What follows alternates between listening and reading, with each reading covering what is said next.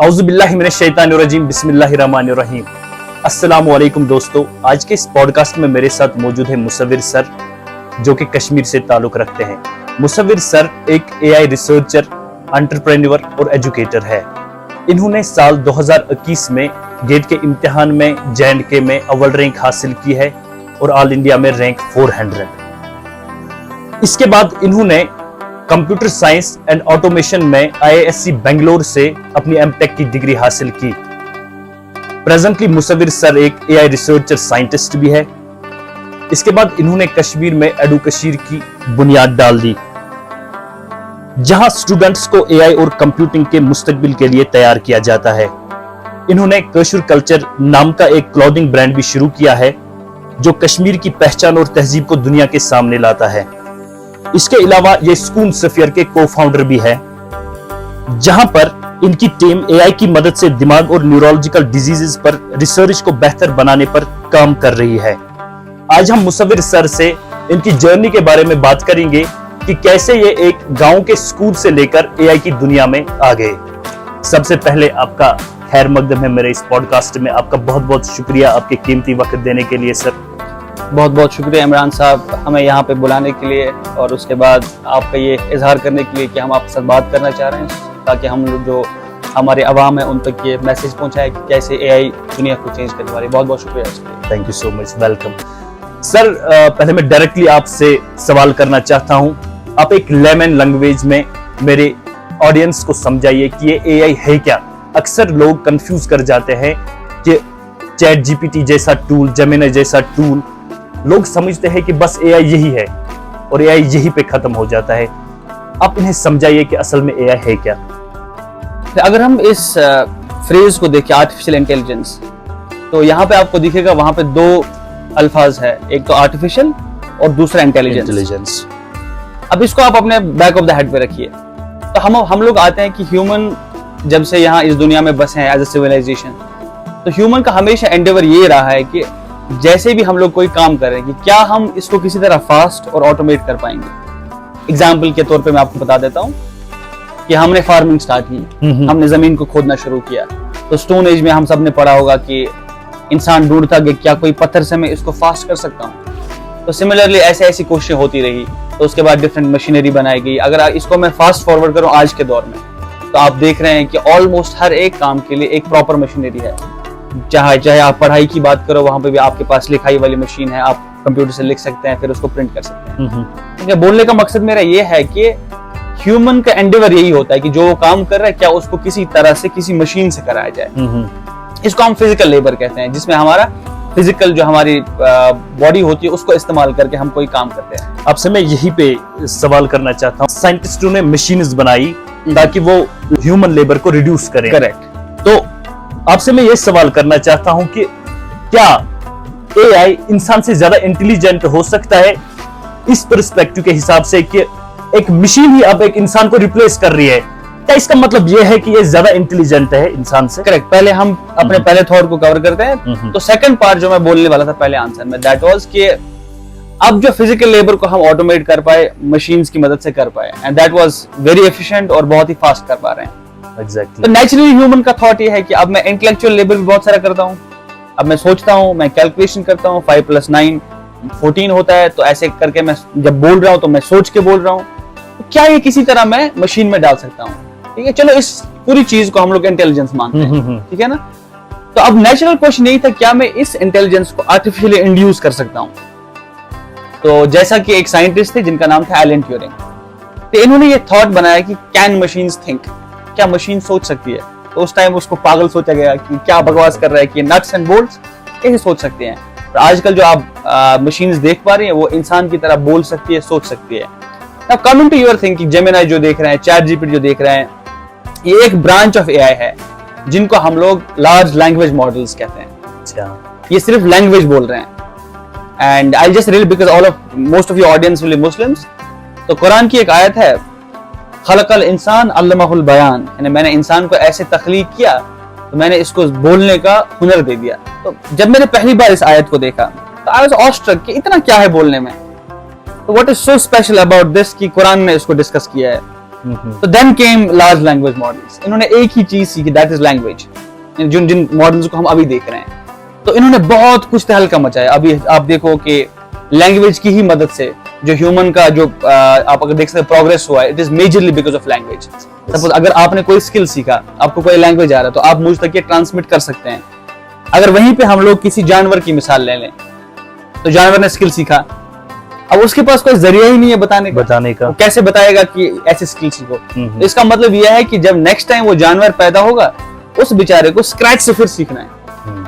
But human आप देखो कि ह्यूमन एंडेवर में ह्यूमन ने क्या किया कि पहले उसने कुछ सीखा, देन उसने क्या किया, उसने इसको कलम में लिख दिया, किसी तरह से उसने आर्टिकुलेट किया और आगे पहुंचा है इसको। That is why you see कि ह्यूमन जो सिविलाइजेशन है वो इतना फास्ट प्रोग्रेस करता है। तो नक्शल में मैं आपको ये बता दूं कि आर्टिफिशियल इंटेलिजेंस मतलब होता है कि यही इंटेलिजेंस जिसको हमने अभी डिस्कस किया, क्या हम इसको आर्टिफिशियली मशीन में दिखा सकते हैं? तो इस चीज को हम लोग आर्टिफिशियल इंटेलिजेंस कहते हैं। सुनने में यह आता है कि अब AGI जैसा एक टूल आएगा जो एक ह्यूमन बीइंग को रिप्लेस करेगा इन डिफरेंट स्फीयर्स। अब देखते हैं, अगर हम कहीं पे काम करने जाते हैं, हम अगर खेती बाड़ी करेंगे, तो कहते हैं कि AGI की टेक्नोलॉजी अब इस इंसान को रिप्लेस करेगी, और इसमें यह मादा भी होगा कि ये सोच सकती है, ये बोल सकती है, ये काम कर सकती है, इसके पास वो एक्सप्रेशंस होंगे। लेकिन इसमें क्या डिफरेंस होगी? AGI और इंसान में क्या डिफरेंस होगी? क्या इसमें भी इमोशंस होगी? या आप मुझे बताइए कि क्या आपको यह लगता है कि हम AGI के करीब है, या अभी इसमें और भी टाइम लग सकता है? जैसे कि आपको मैंने बताया कि AI क्या है, AI is trying to create intelligence artificially. अब इसके बहुत सारे पहलू है। अब इंटेलिजेंस किस चीज का नाम है? क्या ये सिर्फ बोलने का नाम है? तब तो तोता भी बोल पाता है, तब तो हमारा लैपटॉप बोल पाता है, मोबाइल बोल पाता है। क्या ये सिर्फ देखने का काम है? यानी हमारे पास डिफरेंट एजेंसीज है, ठीक है ना?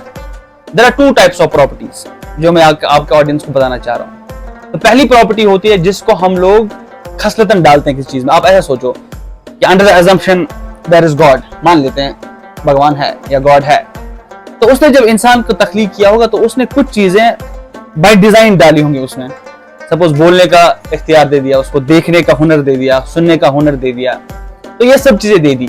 क्या यही चीजें हमें इंटेलिजेंट बनाती है, या कुछ और है जो हमें इंटेलिजेंट बनाती है? अगर आप देखो यही एजेंसी शायद किसी जानवर में होती है, तो इसका मतलब कहीं ना कहीं उसमें प्रिमिटिव लेवल का इंटेलिजेंस है।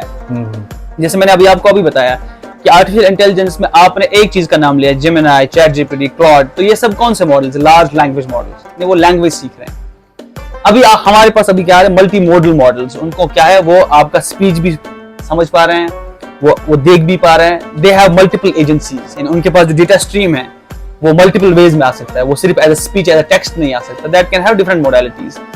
अब इसका ये मतलब है क्या, जो इंसान है, वहां पे आपने बोला आर्टिफिशियल जनरल इंटेलिजेंस, अब ये सिर्फ एक इंटेलिजेंस नहीं रही। अगर बोलना इंटेलिजेंस है, it is sort of intelligence, तो ये हमने एक मॉडल को दे दिया।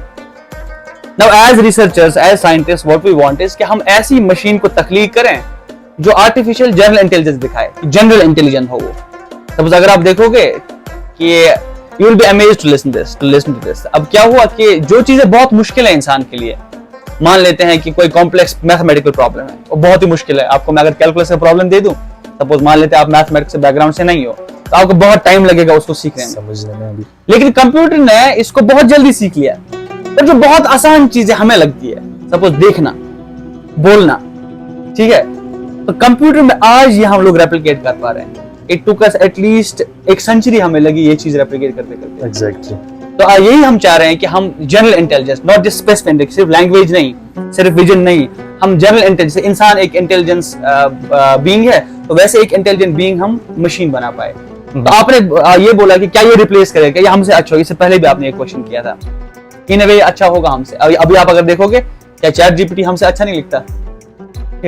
किसी बेस्ट ऑथर को उठा लो और उसके बाद उससे एक स्टेटमेंट लिखवाओ, या एक पैराग्राफ, एक प्रोज, कुछ भी लिखवाओ, और फिर जीपीटी या किसी अच्छे से मॉडल को बताओ कि इसको अच्छा लिख के दो, मोस्ट प्रोबेबली वो उसको अच्छा लिख के देगा।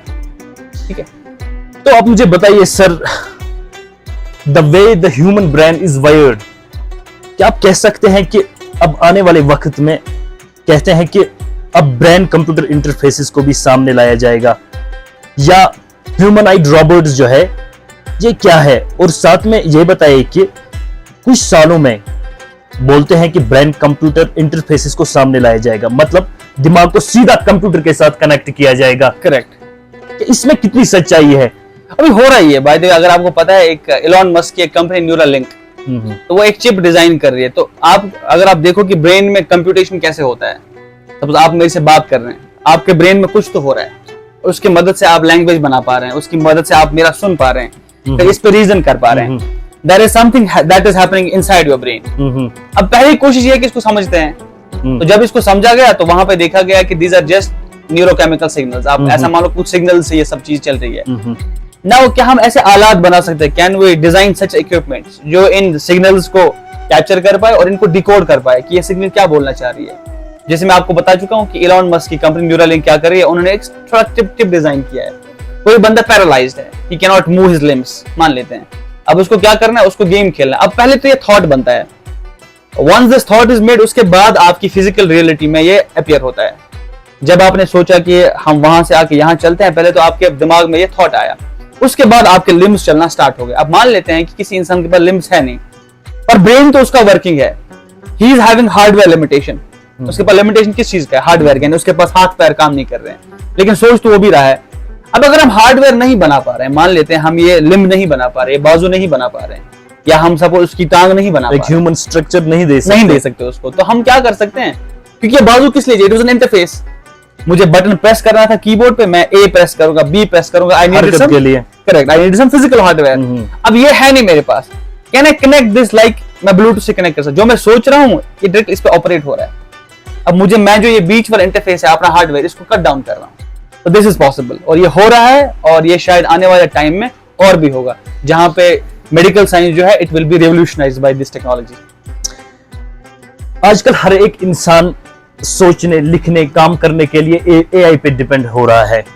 मैं हाल ही में देख रहा हूं कि कोई बंदा है, वो एक वीडियो देख रहा है और उसमें उस वीडियो में मछली आसमान में उड़ रही है। Correct. या कोई आम साधारण सा बंदा है, वो उसने इलान मस्क के साथ एक फोटो उठाई है। ठीक, तो नीचे जब हम कमेंट्स चेक करते हैं तो लोग इसमें लिखते हैं माशाल्लाह, करेक्ट, क्या कारीगरी है या क्या नजारा है। आपसे मैं सवाल करना चाहूंगा, क्या सच में हम अपना दिमाग इस्तेमाल करना छोड़ रहे हैं या एआई लोगों को डम बना रहा है? बहुत ही बेहतरीन सवाल है, बहुत रेलेवेंट सवाल है आजकल की जनरेशन के लिए। तो मैं इसको इनडायरेक्ट आंसर करता हूँ। इसको आंसर देने से पहले मैं आपको थोड़ा पीछे ले जाता हूँ। अगर आप शायद 20, 30, 40 साल पीछे हमारे ही गांव में आप अगर हमारे बुजुर्ग लोग देखेंगे, they were physically way stronger than us. Exactly. क्यों?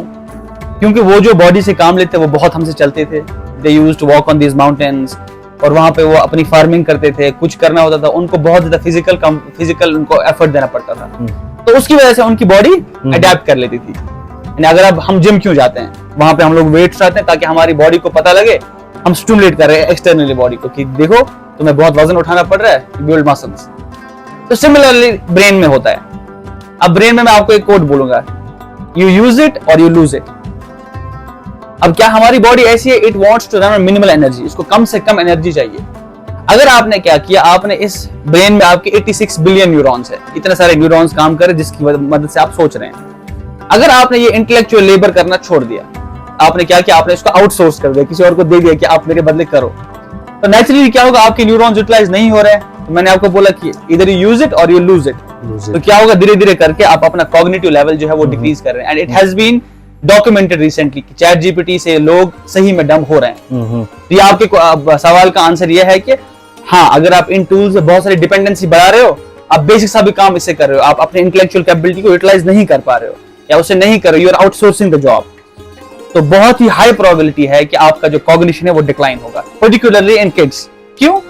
क्योंकि एक टर्म है न्यूरोबायोलॉजी में जिसको हम लोग कहते हैं न्यूरल प्लास्टिसिटी।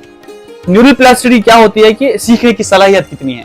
अगर आप देखोगे एक छोटा बच्चा है, जब वो पैदा होता है, it takes him around 2 years to learn language. चाहे वो कश्मीरी बच्चा हो, चाहे वो इंग्लिश बच्चा हो, तो वो अपनी मादरी जबान 2 साल में सीख लेता है। इसका मतलब उसके पास न्यूरल प्लास्टिसिटी बहुत ज्यादा होती है।